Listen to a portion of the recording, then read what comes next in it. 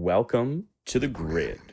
Today we're going to take a look at iOS compatibility on the new M1 Max. This is going to have a little more talking than my other videos. Before I get too deep into it, I want to touch on the difference between M1 enabled apps and what I'll be demonstrating today. Developers now have the option of letting their apps run on macOS without any workarounds. These apps show up in the Mac App Store under the iPhone and iPad tab. I imagine there'll be more as time goes on, but right now the pickings are slim. That said, the state of it is very fluid.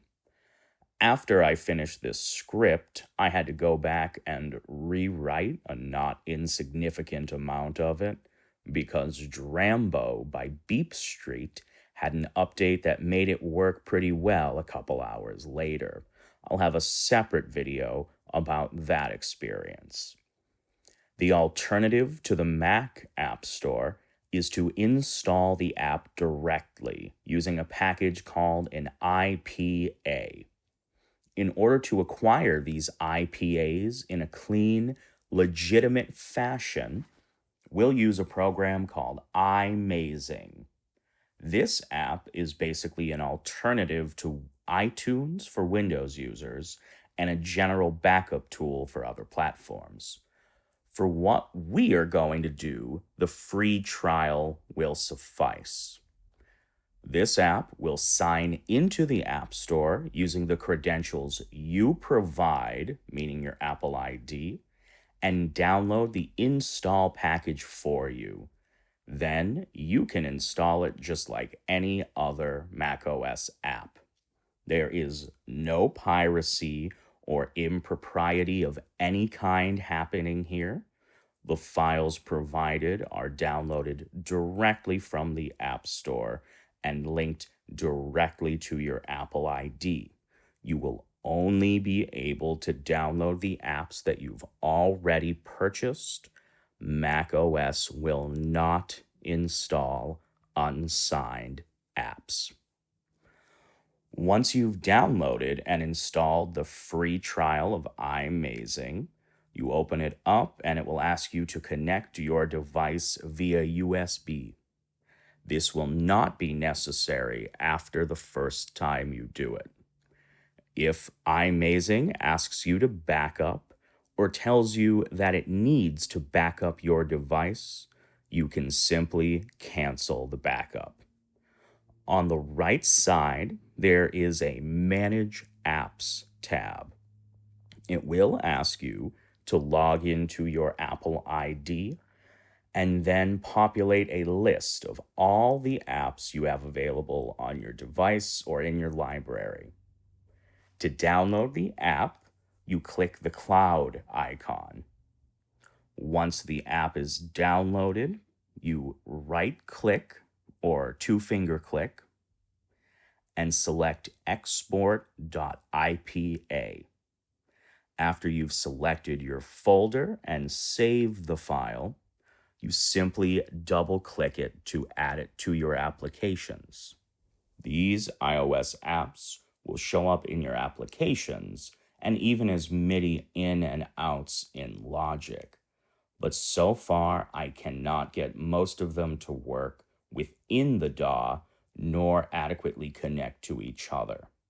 For instance, Ohm can see all of my iOS apps installed, but none of them make any noise when hosted.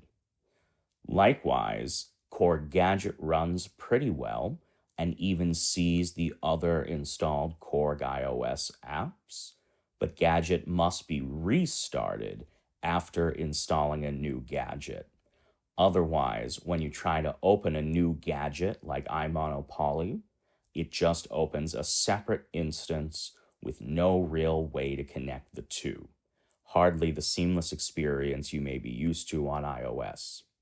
Even the apps that do show up in Logic still don't make any sound unless they've been specifically updated with M1 functionality, and even then, they are often unstable when hosted.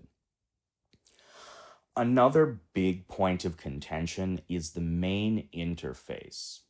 Lots of these apps were never designed for touchpad or mouse input, and the iOS apps installed on Mac OS do not seem to have any access to the keyboard either.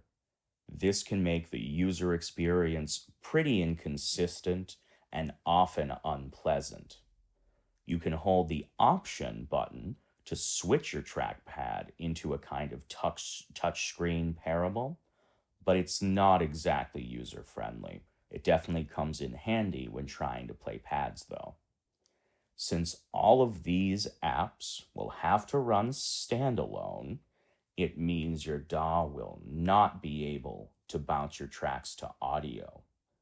The built-in macOS screen recorder also does not record system audio on M1, so I'm currently unsure how to get the audio out of one of these apps and into your projects.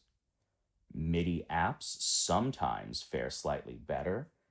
Fugue Machine and the Bud series of MIDI effects occasionally do run as MIDI effects and seem relatively stable when they open, but Drambo does not work nearly as consistently, even though it does show up as a MIDI effect. So to use the ones that don't show up or work when hosted, you need to open them standalone, then open your DAW, route MIDI around, hope the iOS app doesn't crash meanwhile, and then you are still unable to easily grab the audio from that app.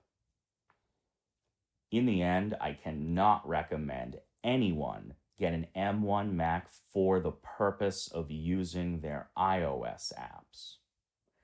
This feature was built for developers to test their apps without needing to bounce back and forth between devices. There are plenty of reasons to want these devices right now, but you will need more than just your iOS library to really make the most of the investment. Thank you for watching.